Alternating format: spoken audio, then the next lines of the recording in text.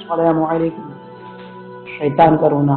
امام احمد حضرت ابو ہریرہ رضی اللہ تعالیٰ عنہ سے روایت کرتے ہیں کہ حضور نبی کریم صلی اللہ تعالیٰ علیہ وسلم نے فرمایا کہ اولاد آدم میں سے کوئی شخص تلاوت قرآن کرتا ہے اور سجدہ کی آیت پڑھ کر سجدہ کرتا ہے تو شیطان چاروں قطار رہتا ہے اور کہتا ہے ہائے افسوس، ہائے افسوس، ابن آدم کو سجدہ کا حکم ملا اور اس نے سجدہ کر لیا تو وہ جنت کا مستحق ٹھہرا، لیکن مجھے سجدے کا حکم دیا گیا تو میں نے نافرمانی کی، اس نے میرے لیے جہنم کی یاد ہے۔ مسلم نے وکیع اور ابی معاویہ کے حوالے سے اسے عامر سے روایت کیا ہے۔ پھر جب حضرت آدم علیہ السلام جنت میں مقیم ہوئے، زمینی جنت مراد ہو یا آسمانی، جیسا کہ اختلاف رائے تفصیلی ذکر کیا جا چکا ہے، تو حضرت آدم علیہ السلام اور ان کی زوجہ محترمہ حضرت حوا علیہ السلام جنت میں مقیم جنتی پھلوں سے کھانے لگے جو چاہتے جہاں سے چاہتے رغبت سے تناول فرماتے، لیکن جب شجر ممنوعہ کا پھل چکھ لیا تو ان سے لباس کا آخرہ اتار لیا گیا اور زمین پر دونوں کو اتار دیا گیا۔ حضرت آدم علیہ السلام اور حوا علیہ السلام کہاں اترے، امہ میں بہت زیادہ اختلاف ہے، جس کا ذکر بالتفصیل سابقہ صفحات میں ہم بیان کر چکے ہیں۔ حضرت آدم علیہ السلام کتنا عرصہ جنت میں رہے، امہ کے اس عمل میں بھی مختلف آ رہا ہے۔ بعض کہتے ہیں کہ جنت کی مدت دنیا میں قیام رہا، بعض کہتے ہیں کہ جنت مدت دینا میں قیام رہا، اتنی ہی مدت جنت میں گزاری۔ مسلم کی روایت کردہ حدیث کی جو پہلے ہم نے بھی ذکر کر دی ہے، یہ حدیث مرفوع ہے اور اسے حضرت ابو ہریرہ رضی اللہ تعالیٰ عنہ سے روایت کرتے ہیں۔ اس حدیث میں یہ الفاظ بھی ہیں، حضرت آدم علیہ السلام کی جمعہ کی آخری گھڑیوں میں پیدا ہوئے۔ حضرت ابو ہریرہ رضی اللہ تعالیٰ عنہ کی روایت کردہ حدیث گزر چکی ہے، جس میں بیان کیا گیا ہے کہ حضرت آدم علیہ السلام جمعۃ المبارک کے دن پیدا ہوئے اور اسی دن جنت سے نکالے گئے۔ اگر یہ بات مان لی جائے کہ جس دن آپ جنت میں داخل ہوئے اسی دن نکالے گئے، اور ہم یہ بھی تسلیم کر لیں کہ وہ دن آج کے دن کے برابر تھے، تو ثابت ہوگا کہ آپ دن کا کچھ حصہ جنت میں قیام پذیر رہے، لیکن اس نظریے میں غور و فکر کی ضرورت ہے۔ اور اگر ہم یہ کہیں کہ آپ جس دن پیدا ہوئے اس دن کے علاوہ اور کسی اور دن کو جنت میں داخل ہوئے ہیں، اور یہ بھی تسلیم کر لیں کہ وہ دن آج کے دن کے طرح چند ساعتوں پر مشتمل نہیں تھے، بلکہ ایک دن 7,000 سال کے برابر تھا، جیسا کہ حضرت ابن عباس رضی اللہ تعالیٰ عنہ کی حدیث سے ثابت ہے، پھر ماننا پڑے گا کہ آپ ایک لمبا عرصہ جنت میں قیام پذیر رہے۔ حضرت ابن عباس رضی اللہ تعالیٰ عنہ کی حدیث پہلے گزر چکی ہے۔ ابن جریر کہتے ہیں کہ یہ بات مشکل ہے کہ آپ جمعۃ المبارک کی آخری ساعتوں میں پیدا ہوئے اور وہاں کی ایک ساعت 83 سال 4 ماہ دنوی کے برابر تھی۔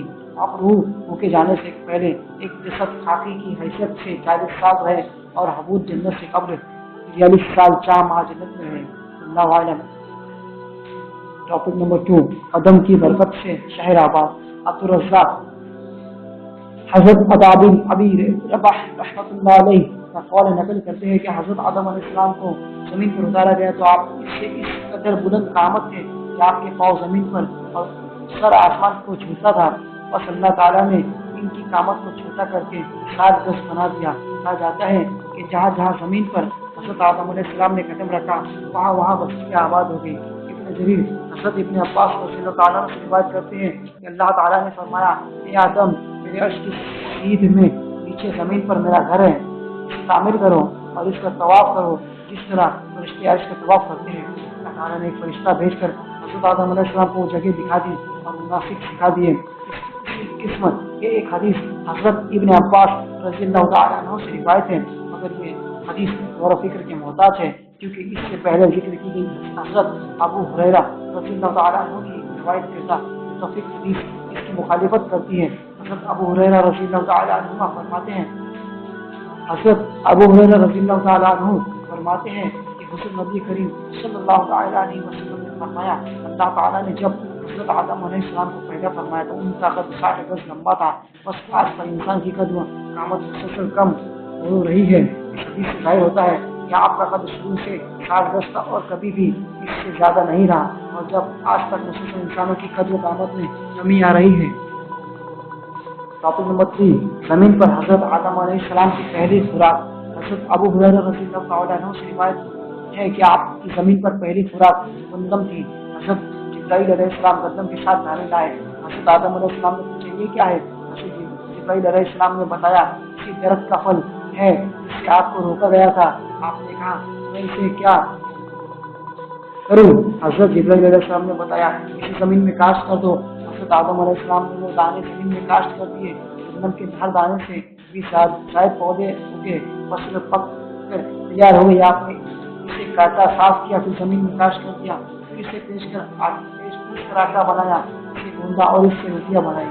और इसी तरह बड़ी मुशक्कत, कोशिश और थकावट के बाद कहा कि सूरत हाल में फरमाया तर्जुमा, वो ऐसा ना हो कि वो निकाल दे तुम्हें जन्नत से और तमाम मुसीबत में पड़ जाओ। और अल्लाह ताला सूरत में फरमाता है जिसका तर्जुमा है तो ऐसा ना हो कि वो निकाल दे तुम्हें जन्नत से और तुम मुसीबत में पड़ जाओ। टॉपिक नंबर 4, जमीन पर आदम अलैहिस्सलाम, हजरत आदम अलैहिस्सलाम और हजरत हव्वा रज़ियल्लाहु अन्हा पर पहला लिबास मेंढे के ऊन का था। हजरत आदम अलैहिस्सलाम ने मेंढे से ऊन उतारी, साफ किया, फिर उसी से अपने लिए एक जुब्बा बनाया और हजरत हव्वा के लिए पूरे जिस्म को ढांपने के लिए एक कपा और सर ढांपने के लिए एक चादर तैयार की। सवाल, क्या हजरत आदम अलैहिस्सलाम की जन्नत में औलाद हुई या नहीं हुई? इस सिलसिले में उलमा की बयान मुख्तलिफ है। एक राय तो यह है कि आप वहाँ कोई औलाद नहीं हुई, तमाम बच्चे जमीन पर पैदा हुए। दूसरा कौल यह है काबिल और इसकी जुवा बहन दोनों जन्नत में पैदा हो गए थे। वल्लाहु आलम। उलमा मुफस्सिरीन ने भी ये लिखा है कि इनके यहाँ जुड़वा बच्चे पैदा होते थे, एक बच्चा और एक बच्ची, और अल्लाह ताला का यही हुक्म था कि हर बच्चा को दूसरे बच्चे के साथ पैदा होने वाली बच्ची से निकाह किया जाए। ये सिलसिला जारी रहा और किसी बच्चे के लिए अपने साथ पैदा होने वाली बहन से निकाह करना जायज ना था। वल्लाहु आलम। दोस्तों, आपने देखा कि हज़रत आदम अलैहिस्सलाम के वाक़यात गुजरे, उसमें अल्लाह ताला ने किस तरह से उसे बयान फरमाया है और हमारा उलमा किराम ने किस तरह से हम तक पहुँचाया है। दोस्तों, हमारे इस चैनल को प्लीज़ सब्सक्राइब करें ताकि हमारे सभी वीडियोस की सबसे पहले नोटिफिकेशन आपको मिले और आप हमारे सारे वीडियोस को देख सकें और सवाब की नीयत से अपने तमाम दोस्तों में इसे शेयर कीजिए। खुदा हाफिज़। अस्सलामु अलैकुम।